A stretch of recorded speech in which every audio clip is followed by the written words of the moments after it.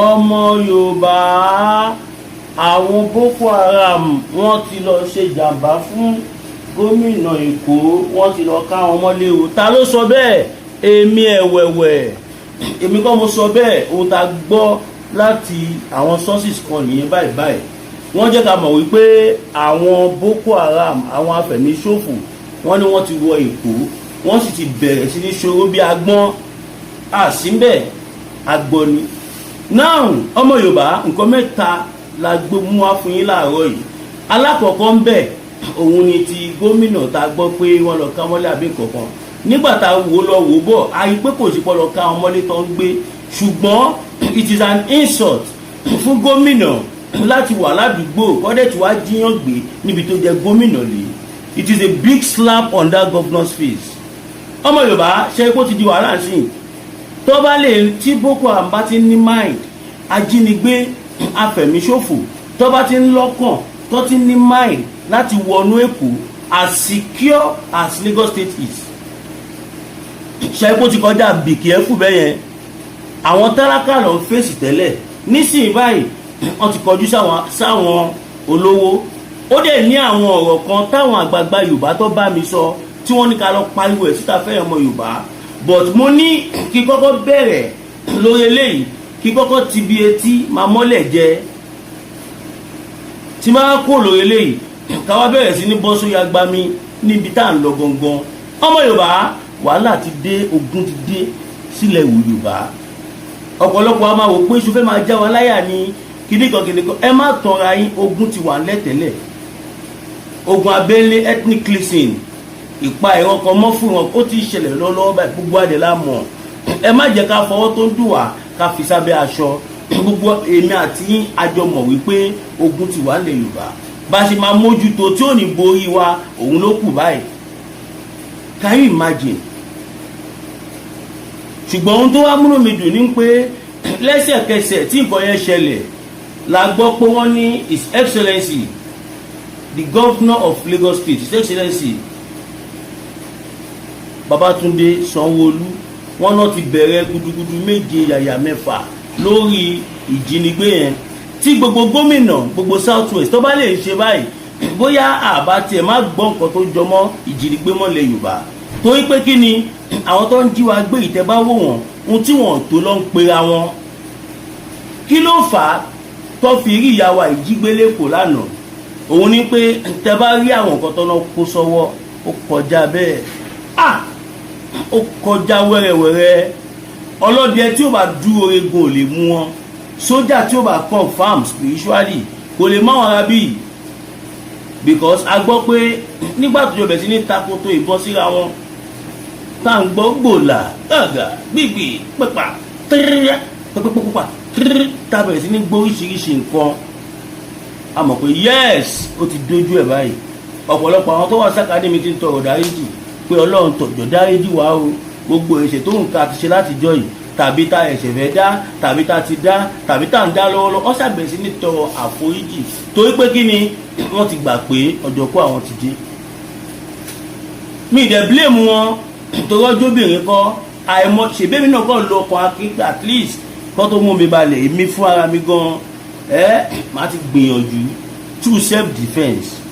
Òun láyé sọ fáwọn èèyàn wa, ẹ má lọ attack Boko Haram tàbí anybody, ṣùgbọ́n anybody tó bá fẹ́ pa yín, ẹ defend ara yín. Anybody tó bá fẹ́ jí yín gbé, ẹ defend ara yín.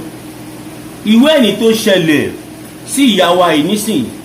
bóyá màá gbé kíní ẹ̀ wá sí kí ogun àjọ rí, tó bá dà bí pé bóyá irọ́ ni mò ń pa àbí nǹkan kan, reality ni. Anything tẹ́ bá gbọ́ lórí channel Masbi TV, lórí ìkànnì yín, ìkànnì Masbi TV, níbi tí àwa ọmọ Yorùbá ta ti ń kó ara pọ̀, ta ti ń sọ ohun tó ń lọ fún wa láì fi kan bọ̀kan nínú.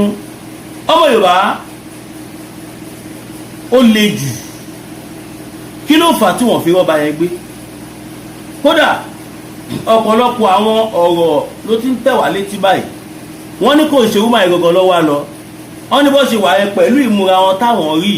èèyàn ńlá kan ló fẹ́ lọ jí gbé, bóyá bíi politician tó ní ìyálà ìyàwó tàbí ọba tó ọ́sà sóríṣiríṣi. Èmi dẹ̀ sọ fún wọn pé ẹni tó ń kọ̀ wá lágbára Ọlọ́run wọn ní borí wa. Ìyẹn gan ló jájú. kí ló fà tí wọ́n fi rọ́ba mú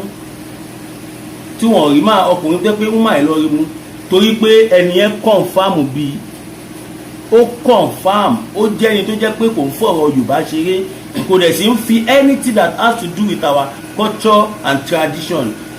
ẹni yóò kí fi ń ṣeré bọ́ fún lẹ́bù àlù bọ́ ní kó wá sí gbéra sáré bọ́ṣọ bọ́ ní kó wá jòkó sáré jò ní kíákíá ní wàrà ṣàṣà. now bí mo ṣe sọ lọ àǹfààní ń pé ẹni yẹn dira ló jẹ yẹn bó bá jẹ́ ẹni tí ò dira ni òkú lẹ́lẹ́jà ń tà tó àìmọye ìbọn tó bà. now orúkọ ẹni tó padà gbé ní ìsọ láti bẹ̀rẹ̀ fún un ní Mrs. Ọlánìkẹ́ Ògúndáre kò dẹ̀ ń ṣe pé wọ́n dédé kí wọ́n mọ́lẹ̀ báyìí wọ́n ní tá bá rí nǹkan táwọn tẹ́rọ́rìsì yẹn gbé dání wọ́n ní àwọn fẹ́ lè sọ pé kò sẹ́ni tó gbé K47 wọn ó bẹ̀rẹ̀ láti AA anti-aircraft machine gun nǹkan kan tó yẹ pé tó bá bẹ ẹni tí ó dúró rí ó lè pa èèyàn bíi 50 papọ̀ pò a máa wọlé a máa jáde lọ tó máa fi rẹ̀ yes ìjìta lọ dira nìyẹn torí tá a bá dira gbogbo àwọn kan bá jẹ́ nǹkan tó jẹ́ ìrìndú ẹgbẹ́ SKPNC yìí ọ̀làǹkó dira farẹ̀ ṣeré ó rántí ilé kó gbàgbé ilé bẹ́ẹ̀ ni láyé àtijọ́ ìbọn ń pa ọmọ Yorùbá ìbọn báwo ìbọn àdá ìṣó ìgò òkúta nǹkan kó dì mọ́ kó sáré wọn kò sí nílẹ̀ Yorùbá gbogbo nǹkan yìí ò possible. àwọn baba ńlá baba wa wọ́n lágbára dé wọ́n lógun bíi ìṣọ̀pọ̀nà gbogbo lé ní o not àwọn ilé kan ẹ̀ sí 100% traditional worshipper ní gbogbo lé Yorùbá mo lè sọ pé 99% because kò sí kan tí ó possible kí wá fún ní 1% benefit of doubt.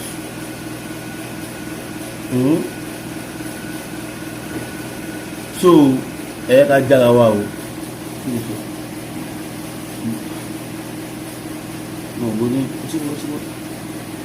tẹ bá dẹ̀ wò dáadáa nísìnyí ẹ̀rí páwọn ará bíi wọn fi bẹ́ẹ̀ gbé tálákà mọ́ tẹ bá dẹ̀ rántí bàbá wa emeritus merited intelligent distinguished professor Adébánjí Akíntóyè Stephen gbogbo la gbọ́ information tí wọ́n fún wa ní late last year bí i December bíi November ìbọn méjèèjì tó fún wa kò pẹ́ tó fún wa ní kíní ẹ̀mí wọn travel ṣé last December níṣà about a week wọ́n tó travel sí America ni wọ́n sọ̀rọ̀ ẹ̀ fún wa wọ́n ní intelligent report jẹ́ káwọn àtàwọn tíìmù àwọn táwọn tó ń ṣiṣẹ́ pọ̀ mọ̀ wípé àwọn Fúlàní wọ́n fẹ́ bẹ̀rẹ̀ sí ní pa àwọn lọ́balọ́ba wọ́n fẹ́ bẹ̀rẹ̀ sí àwọn bá wa lọ́fẹ́ fèsì báyìí kí ló fà á wọ́n nínú pàdé wọ́n sọ wọ́n believe wípé àwọn lọ́balọ́ba nìkan la respect àwọn lọ́balọ́ba ni wọ́n lè control wa bó bá yẹ wù wá pé olóṣèlú kò lè control wa pé a máa ń rí àwọn lọ́balọ́ba wa a máa ń rí wọn bí gbàkejì Ọlọ́run pé a máa ń pọ́n wọn lé gan ju pásítọ̀ lọ ọmọ Yorùbá ẹ ká pàdé ní comment section ṣé òótọ́ nìkan tó sọ yẹn àbírọ́ pé a nígbàgbọ́ nínú nǹkan tí mo sọ yẹn ó bá yẹ lọ́kọ̀ tí ẹ kọ sí comment section tó bá jẹ́rọ́ ni tó bá jòótọ́ ni ẹ jẹ́ ká mọ̀. now ìpele kejì rèé ọmọ Yorùbá so àwọn bá wa àfi wọ́n ṣeré ṣèbẹ́rì tó ṣẹlẹ̀ yẹn mẹ́ta yìí tó jẹ́ ọba kan gbé kó tó di pé wọ́n jẹ́ ọba gbé ó ní àwọn ọba kan láti ìpínlẹ̀ Èkìtì tí wọ́n pa bígbà tí ọba pajá so ọmọ pé àwa ọmọ Yorùbá a kì í fi àwọn ọba wa ṣeré nísìnyí wọ́n ti wá come to conclusion pé because wọ́n rán àwọn ọba kan níṣẹ́ táwọn ọba yẹn kọ̀ lórí ọ̀rọ̀ El-Rufai tó wà ní prison yìí àwọn Fúlàní Kàbá wọ́n kó àwọn jọ wọ́n ṣe mítì pẹ̀lú àwọn bàbá wa pé kọjọ́ àwọn mọ̀ pé bàbá Bọ́lá Ahmed Tinubu wọn ò fi ọ̀rọ̀ bá ṣeré wọn kì í kó yan bá kéré anywhere tó bá ti fi lè gbọ́ pé ènìyàn bá ní tàbí ẹni babaláwo ni wọ́n bú yan wọn kéré àwọn sọ̀tánì nǹkan àmàlà mi gbogbo wọ́n wá bẹ àwọn lọ́balọ́ba wa wọ́n fẹ́ fún wọn lówó pé kọ́ bá wọn rọ Ìgbòho lọ́kàn, kọ́ bá wọn bá Ìgbòho sọ̀rọ̀ kó calm down. Bọ́dẹ̀ tí wọ́n bá wọn bá Tinubu sọ̀rọ̀ pé kí bàbá Tinubu kí wọ́n release El-Rufai láyé kò lè ṣẹlẹ̀, torí pé bàbá Tinubu wá yarí pé ẹ wá òsì tó jọ, ẹ má tọ́ bọ brain mi, èmi ni president kò ṣẹ̀yìn, èmi sọ pé president mi ń pass ní president o, àti kọ́nà bàbá Tinubu jẹ́ kó yé wọn bẹ́ẹ̀ pé àwọn ni president kò ń ṣe àwọn, kò ń ṣe ẹ̀yìn tẹ́ dúró tẹ̀ ń bẹ̀ mí. Ẹ ṣe jẹ́ káwọn mọ̀lẹ́bí ẹni tó mú ìkó wá bẹ́ àwọn tó jọ jẹ́ ìyàpọ̀ náà gan gbogbo wọn ṣe náà ń gbé ṣépè wọ́n lọ́wọ́ ń jẹ́ kó bọ́ ń bẹ̀. Látara àwọn ìwà tóun náà ti wù kalẹ̀ kò rántí pé láyé ìrọ̀jọba ilé wáyé, because Fulani so much believe in political power even than their God, than their so-called God.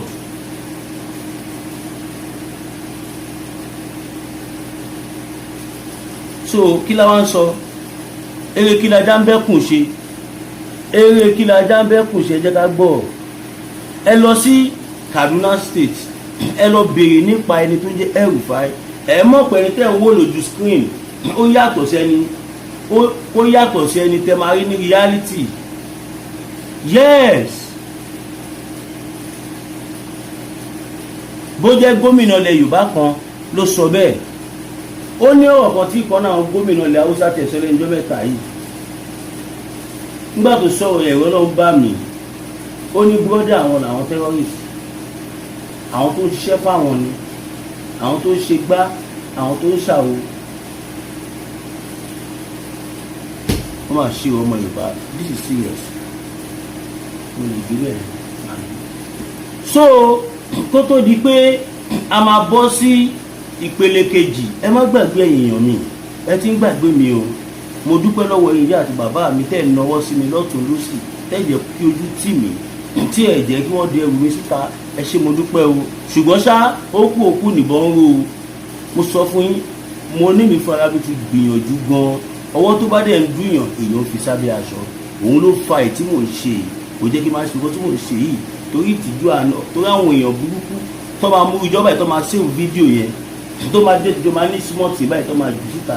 pé ṣe tó ń gbọ́ àwọn rè fine bag ọ̀tẹ̀ tí ń sọ níṣẹ́ kò lè jọ èmi lójú. Àwọn kan ti kọ́ sí comment section bí mo ṣe ń bẹ ìyá àti bàbá wa ṣé kò dájú kí lọ gbowó lọ́wọ́ olóṣèlú lọ, ó bẹ́tà ju kí lọ gbowó lọ́wọ́ olóṣèlú náà. Ṣé nígbà tí mo ní problem tí wọ́n ta ọ̀rọ̀ ìjà ní problem, wọ́n ta ilé tí mò ń gbé, wọ́n dẹ̀ fẹ́ bọ̀ níwèé kọ́ jáde, ṣùgbọ́n mo ti gbogbo bíi tèmi rí tó kéré jù ń bẹ̀ 2.something million ní owó tá a máa ṣẹ́ ní náírà sí owó ìlú yẹn.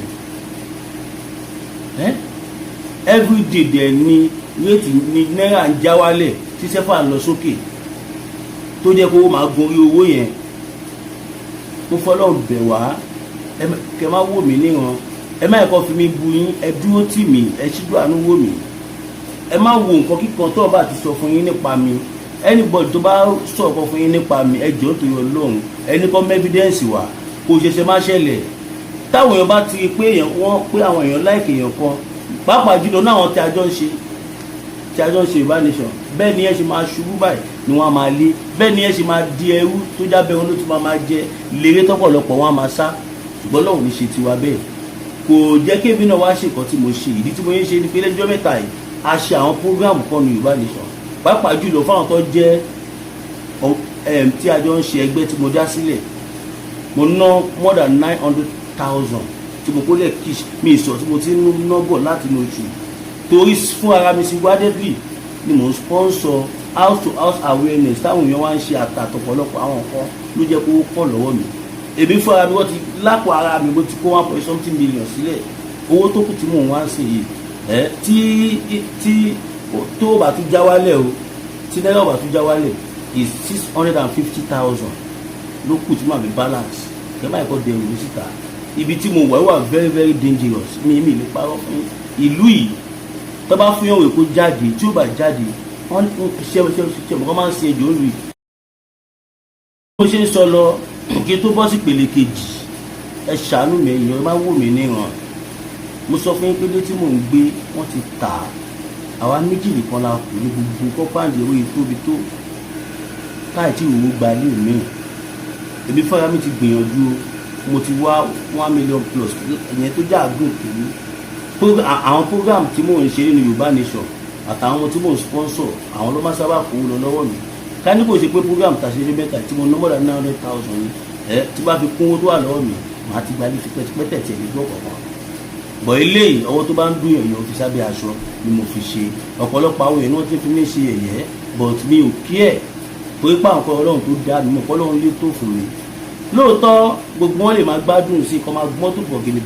kọ́ máa kọ́lé kọ́ máa ralẹ̀ kọ́ máa ṣe gbogbo ẹ̀ ká àwa táwa dẹ̀ bẹ̀rẹ̀ múfímẹ́ǹtì ká má ti ra táyà èmi mọ̀ pé àsìkò oníkálukú ọ̀tọ̀ọ̀tọ̀ ni ìyẹn bẹ́ẹ̀ náà ẹ̀yin tó lọ́n bá wá bùkù fún tẹ wò pé ẹ jẹ́ kẹ́ support ọmọ yín èmi ọmọ yín William Soluwa ọmọ Ògún bí yìí kọ́ má ba lómi ká kọ́ má ba dẹrù àtàkà tó tẹ̀lé ọgbà bùnmí ẹ ṣàánú mi gbogbo owó tó kù tí mò ń wá ń six about 650,000 tí ó bá tí réètì ò bá tún bírèkì wálẹ̀ kí n tó rówó yẹn sọ fún wọn o torí pé owó yẹn ń lọ sókè látijọ́ ìní kánẹ̀ kan tí mo ti kọ́kọ́ wá tí mo ní bí mo pé mo ní ìdí àdúrà 1 something láti sàn ni kò ní di 2 something tó ti ń gbẹnu lọ 3 million báyìí ṣùgbọ́n náà ti ṣèyanu àwọn bàbá àti ìyá kan náà ti kàn sí mi ní 3 èjì 3 kò sí nǹkan tó kéré ẹ support mi account number mi rè GT Bank ni William Soluwa tó sì lára máa ń lóye account number yẹn jẹ́ 02141687040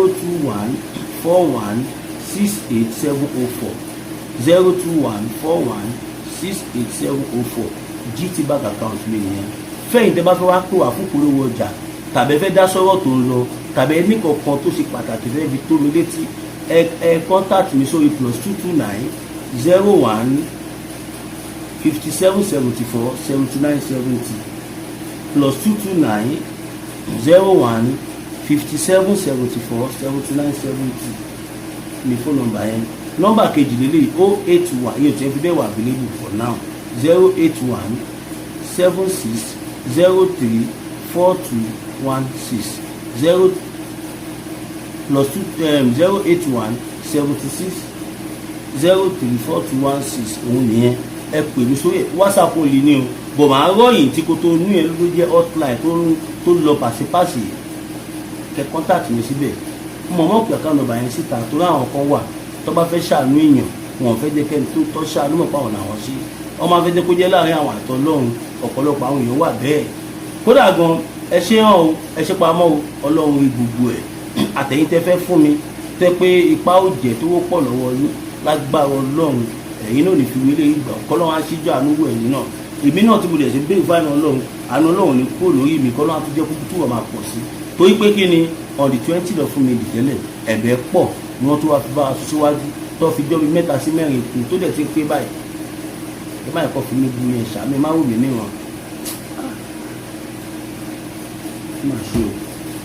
ó mà ṣe o ó mà ṣe o ó mà ṣe o bọ́mọ̀ kọ́lọ́ ń gbé sá irú olùjẹ́ tiwa now ẹ̀yin ènìyàn wa ẹ jẹ́ sáré pílẹ̀ àwọn kọ̀ọ̀kan fún wa tó gbádùn gbọ́.